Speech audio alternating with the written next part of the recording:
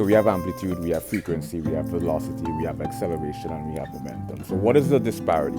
What is the correlation? What is the relationship between amplitude and frequency? What causes amplitude? So why you could have an A chord, but yet you have another note, but it's a higher pitch. So what causes amplitude is when there's a force, and this force creates an energy that vibrates.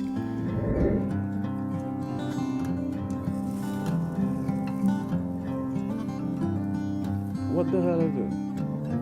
Okay, so semantic ambiguity in literary devices, in rhetorical devices, derive from the tonality, like a sarcastic statement, contrast. So don't use these terms interchangeably and out of context.